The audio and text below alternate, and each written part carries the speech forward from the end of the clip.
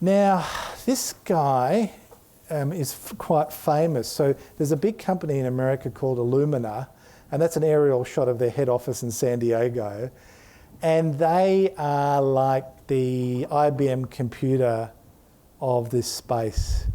And this chap, Jay Flatley, who is an eminent scientist, businessman, seems to be a historic figure, because under his stewardship, this is what's happened to the cost of genotyping. It's gone from the hundreds of millions to now under $1,000, and it correlates to this American company starting up. So America is different. They do science. I think their culture of science is different. They have a genuine, wholehearted, mutually respectful harmony between commercialisation and academia, the likes of which I don't think genuinely exists anywhere else in the world. And so what happens is a lot of the academics and the business people get together and try and do something responsible and useful for society. So the goodly entrepreneurialism as opposed to the badly.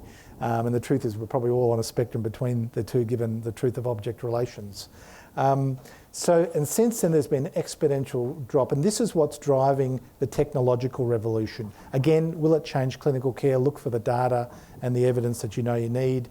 But this is what's driving it, and this is why it's happening now. Price point in 2015, it's go time. So that's why Obama's advisor said it's go time. Put it in your State of the Union as the one bit of science that you're going to pay for in this tight climate. So it's sort of go time now. So it means over the next 5 years, expect a lot of stuff to happen. And I'm hoping, again, you're a bit weaponised from what I've tried to explain in the earlier slides. These are their machines. So they talk about cost per gigabyte. So when they look at the gene sequences, they're able to turn it into gigabytes of data and cost per gigabyte. And they brought out this new machine, the high sequence X10. Now, Illumina, I think there's smart people who work there. They only sell it in banks of 10. And I was thinking, gosh, why do they do that? Why don't they just sell individual iPhones? Why 10 at a time? Because they just want the big player commercial and government research groups to buy in at the start and then drive the data to say this is clinically useful. They don't want every Tom, Dick and Harry to have their own little machine saying, yes, this is useful and pay me this much. So it's I think there's a lot of thought that's gone behind it, how it's being rolled out. This is happening now. Many institutes globally have got these machines, principally in the UK and the USA. They're by far and away the leaders globally. Nobody's near them. They've got heaps of these machines churning through clinical data sets to see if they can help clinical outcomes. And those data sets are going to come through in the next 6 to 24 months. Then we'll see if it's useful. If there's replication, then we'll see guidelines change. I'm guessing a 5-year timeline. In the meantime, early adopters and medico-legal cases might trigger some uptake. But it's a complicated process to go from your DNA to what does it mean. And because there are a mind-boggling number of gene variants, permutations, combinations, environmental factors, it actually is a huge computing issue. So one of the big companies in America, Pathway Genomics, has found a friend all of a sudden. A little company called IBM has joined with them. That's another lead indicator that, wow, that's interesting. And they've finally found a good use other than Jeopardy for their supercomputer. So they've got a supercomputer that beats all the Jeopardy champions and chess masters. But that was all very interesting, but what's the use of it? They're going to do it on genomics, so that there's so much information, they're going to try and come up with genomic guidance reports and then do good old comparative clinical trials, randomised controlled trials to see whether that improves outcomes or not. That's happening today. So what'll happen is you won't have to be a supercomputer. It's okay. You don't have to be 10 times quicker than Kasparov. There will probably be systems that'll just pump out a thing saying, do this, or 80% chance do this, but use your clinical judgment. That's how it'll actually come out. You'll still be the medico-legal holder. It'll say 90% chance this pill is bad, but use your clinical judgment, doctor. So this is what's coming. It's already there. The evidence isn't strong enough yet, but the pipeline is primed for RCTs to say the new way beats the old way. And then when the health economics is done, then you'll start to be encouraged to, probably by Medicare and insurers. So, for example, length of stay in hospital, if you get the meds right, does that reduce lengths of stay and the costs? So it's complicated. Don't feel inadequate that if you can't do it yourself, because it's supercomputer level for some of the complex interpretives, and they're still going to do the good old-fashioned, the fancy new way versus the old way, which way is better?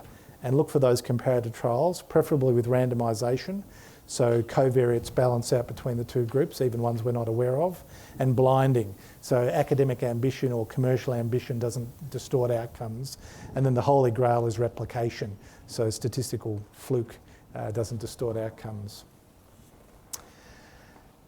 One of the earlier ones that was looked at, just to give a simple example from all that broad information, was good old codeine. So 10% of people are poor metabolisers at 2D6, and they don't turn codeine into morphine. So some people, Panadine fort's like Panadol. So just the other day, I had a lovely little old lady who was gobbling away the Panadine fort, and I was thinking, you're not so lovely, you're into this.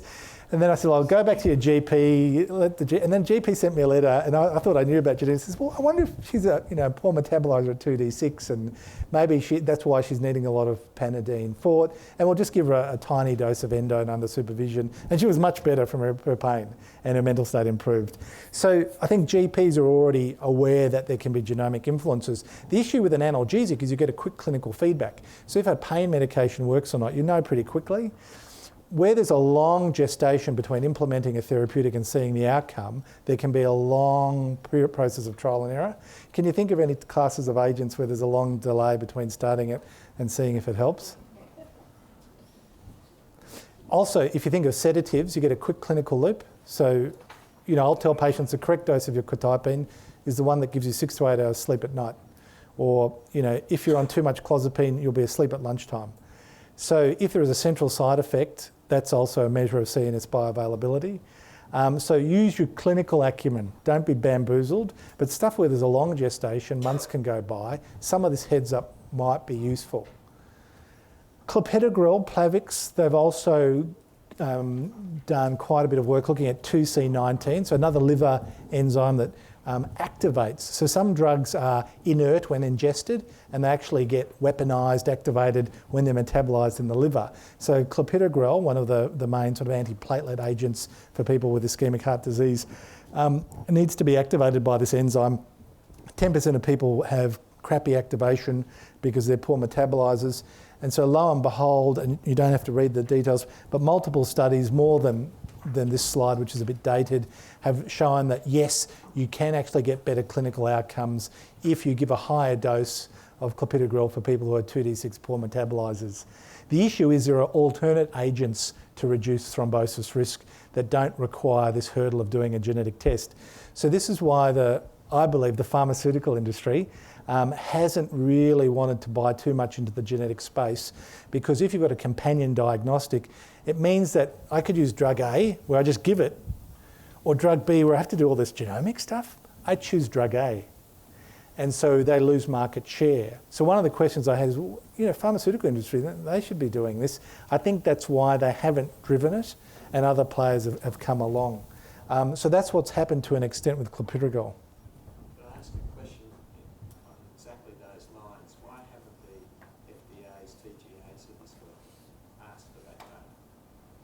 Yeah, that's a good question. And they so I think so at the moment the FDA legislation is antiquated.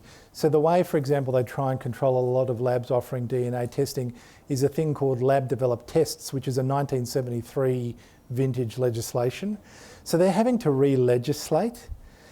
And then I think there are a lot of powerful lobby groups that influence that process. So there's certain things which don't have to be disclosed. I think what will happen though is when pharmaceutical industries spend a lot of money to get a phase 3 drug, and due to an infrequent but catastrophic adverse reaction detected in their samples, it's shelved. If they could detect who gets that adverse reaction, they could resuscitate a phase 3 and then get the good from it. So I think we'll see an up spike in failed phase 3s coming to market. But again, there'll be a gestation before that happens. But I think it's sort of happening now. we're the last to hear the breaking news until it's a product.